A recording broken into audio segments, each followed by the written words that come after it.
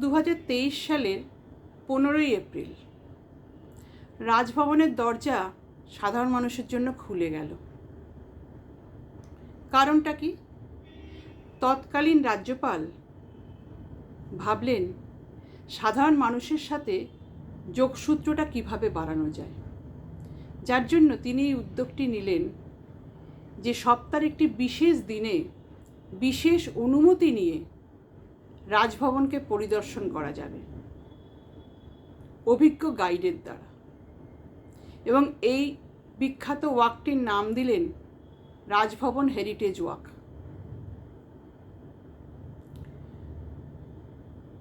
এই এক বছরে প্রায় 56টি হেরিটেজ ওয়াক ইতিমধ্যেই হয়ে গেছে। রাজভবন হেরিটেজ ওয়াক করতে যাওয়ার আগে একটু মনে মনে ইতিহাসকে আমরা চিন্তা করে নিই। কেমন রোমাঞ্চিত লাগবে নিজেদের ভাবুন তো, যদি সেই টেবিলটাকে আমরা স্পর্শ করতে পারি, যে টেবিলটাতে 1905 সালে বসে লর্ড কার্জন বঙ্গভঙ্গ চুক্তি স্বাক্ষরিত করেছিল, অথবা সেই বাহনটিকে আমরা ছুঁয়ে দেখতে পারি, যে বাহনটিতে লর্ড কার্জন নিজে চড়তেন, অথবা সেই লিফটটিকে আমরা দেখতে পারি যে লিফটটি বঙ্গভঙ্গের 1 দশক আগে থেকে রাজভবনে স্থাপিত হয়ে আছে। এই রকমই কিছু অভিনব অভিজ্ঞতার সম্মুখীন হব এই আশা রেখে গত 13ই এপ্রিল 2024-এ আমি এই হেরিটেজ রাজভবন ওয়াকে অংশগ্রহণ করার সুযোগ পেয়েছিলাম। প্রায় 45 মিনিটের এই রাজভবন ওয়াকটি যখন শুরু হলো, মনে তখন বিশাল আশা, কি দেখব।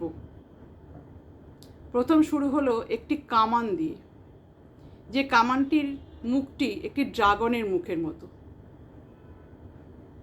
কামানটি ছিল চীনের সাথে ইংরেজ সরকারের যুদ্ধে ইংরেজদের জয়ী হওয়ার প্রতীক স্বরূপ। এখানে রাজভবনের 4টি দরজার মধ্যে 4টি দরজারই দুপাশে 2টি করে স্ফিংসের মূর্তি লাগানো রয়েছে। স্ফিংসের মূর্তিগুলোর বৈশিষ্ট্য হলো এদের দেহটা স্ফিংসের কিন্তু মুখটা মানুষের। এটাও কিন্তু ইংরেজ সরকারের সার্বভৌমত্ব প্রমাণ করে। এরপর আসি সেই বিখ্যাত সিঁড়িটি, যে সিঁড়িটিতে ইংরেজ সরকার ছাড়া কারুর দাঁড়াবার অধিকার ছিল না। কিন্তু স্বাধীনতার পরে নিয়ম যখন পাল্টায়, তখন সাধারণ মানুষ কোনো বিশেষ দিনে সিঁড়িটার কিছুটা অংশ পর্যন্ত উঠতে পারেন। রাজভবনের 4টি দরজার দিকে তাকালে দেখা যায় সিংহের মূর্তি। সিংহ মানে রাজা, অর্থাৎ ইংরেজ সরকার আমাদের রাজা, সেটা প্রমাণ করার জন্যই এই মূর্তিগুলোকে স্থাপন করা হয়েছে। এরপর ধীরে ধীরে শুরু হলো রাজভবনের ভেতরে প্রবেশ করা। প্রথম হল সেন্ট্রাল হল, তৃতীয় হল। আমরা প্রবেশ করলাম প্রথম হল দিয়ে। প্রথম হলের বিভিন্ন অ্যান্টিক মূর্তিগুলো দেখার পর সেন্ট্রাল হলে প্রবেশ করলাম।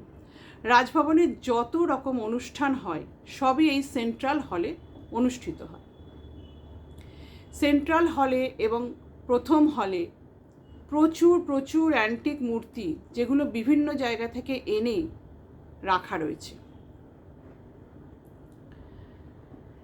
সেন্ট্রাল হলের পরে আমরা এলাম তৃতীয় হলে। সেন্ট্রাল হলের মধ্যেই আমরা দেখলাম কার্জন লিফট, সেই বিখ্যাত লিফট, যে লিফটটি বঙ্গভঙ্গ চুক্তি স্বাক্ষরিত হওয়ার 1 দশক আগে ওটিস কোম্পানি রাজভবনে স্থাপন করেন। এখনো পর্যন্ত এই লিফটটির মাত্র 2বার মডিফিকেশন করা হয়েছে। এই লিফটটি কিন্তু একমাত্র রাজ্যপালই ব্যবহার করতে পারেন, এছাড়া কেউ এই লিফটটি ব্যবহার করতে পারেন না। বরাবরই এই নিয়ম চলে এসছে। লিফটটি দেখার পরে এরই এক পাশে আমরা দেখতে পেলাম সেই বিখ্যাত বাহনটি, যেটি লর্ড কার্জন নিজে ব্যবহার করতেন, এবং ফার্স্ট লেডির ব্যবহার করা বাহনটিও সেখানেই রাখা ছিল। তারপর গেলাম লাইব্রেরিতে। লাইব্রেরি এক অত্যাশ্চর্য লাগলো। ভগবদ্গীতা থেকে আরম্ভ করে হেন কোনো মহামূল্যবান বই নেই যা লাইব্রেরিতে রাখা নেই। এই লাইব্রেরিতেই রয়েছে সেই বিখ্যাত অ্যান্টিক টেবিলটি, যেখানে বসে লর্ড কার্জন বঙ্গভঙ্গ চুক্তি স্বাক্ষরিত করেছিল। স্পর্শ করে দেখলাম, গায়ে কাঁটা দিয়ে উঠল। এই টেবিলটিতে বসেই আজ পর্যন্ত সব রাজ্যপাল বিভিন্ন মিটিং করেন এবং বিভিন্ন দেশে বিদেশের আধিকারিকদের সঙ্গে ভিডিও কনফারেন্সে কথা বলেন।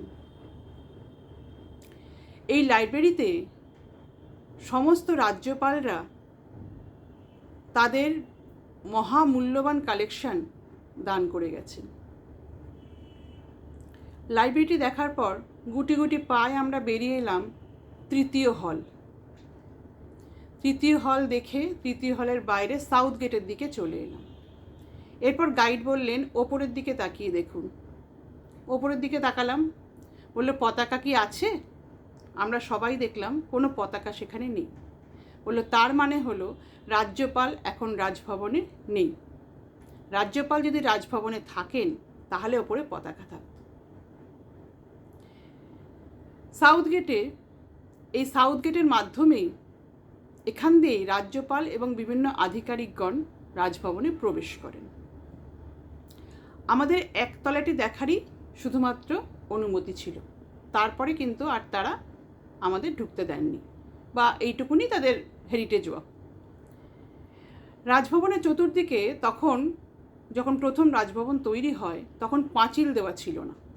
কেন? ইংরেজ সরকার চাইতেন তাদের ক্ষমতা বা তাদের সুপ্রিমেসি সাধারণ মানুষ দেখতে পাক। সেই জন্য দূর দূরান্ত থেকে এই বিশাল বিল্ডিংটি যাতে দেখা যায়, সেই জন্য এই রাজভবনের চতুর্দিকে পাঁচিল দেওয়া ছিল না বা কোনো সবুজায়নও করা ছিল না। পরবর্তীকালে রাজভবনের চারিদিকে পাঁচিল দেওয়া হয় এবং বিভিন্ন ফার্স্ট লেডিগণ তাদের উদ্যোগে রাজভবনে প্রচুর সবুজায়ন করা হয়। তাদেরই মধ্যে একজনের উদ্যোগে রাজভবনে দুটি পুকুরও খনন করা হয়েছিল। সেই পুকুর দুটি খনন করতে প্রচুর অর্থের বিনিয়োগ করা হয়েছিল। এখানে একটি গল্ফ কোর্সও আছে, এখন সেটা আর ব্যবহার হয় না, কিন্তু ছিল এটা।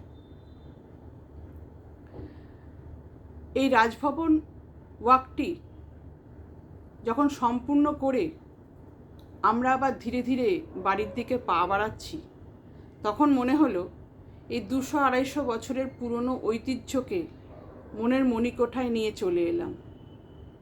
স্পর্শ করে দেখতে পারলাম সেই সব জায়গাগুলো যেগুলো একদা এই বিভিন্ন ইংরেজ সরকার থেকে আরম্ভ করে আমাদের সমস্ত লেজেন্ড লোকেরা স্পর্শ করে গেছেন। সরকারের একটি খুব ভালো উদ্যোগ এই রাজভবন ওয়াকটি। সর্বশেষ একটি কথা না বললেই নয়, সেটা হচ্ছে যখন স্বাধীনতার পরে ইংরেজ সরকার দেশ ছেড়ে চলে গেলেন, সেই সময় তাদের সুপ্রিমেসির চিহ্নস্বরূপ আয়রনের যে একটা বিশাল লোগো ছিল, সেই লোগোটি ভুলে তারা এখানে ফেলে চলে যায়। সেটি দীর্ঘদিন মাটির তলায় অনেকটা চাপা পড়ে গেছিল এবং ধূলি ধূসরিত অবস্থায় পড়েছিল। কোনো রাজ্যপালই সেই দিকে দৃষ্টিপাত করেননি। শোনা যায় কোনো এক রাজ্যপাল তিনি ওটিকে দেখেন এবং চিন্তায় পড়েন যে এটা কী জিনিস, এবং মাটি যখন সরিয়ে সেটাকে বার করা হয় দেখা যায় এটা সেই ইংরেজ সরকারেরই সেই লোগোটা রয়েছে। তখন সেই লোগোটিকে আবার নিয়ে পুনঃস্থাপন করা হয় একটি জায়গাতে। আমাদের রাজভবন দর্শনের এটিই ছিল শেষ স্থান। সরকারের এই মহান উদ্যোগকে আমরা স্যালুট জানাই। এরমভাবে যদি তিনি আমাদের বিভিন্ন হেরিটেজ বিল্ডিংগুলোকে দেখার সুযোগ করে দেন সাধারণ মানুষের জন্য, তাহলে আমরা সাধারণ মানুষরা খুবই আনন্দিত হব।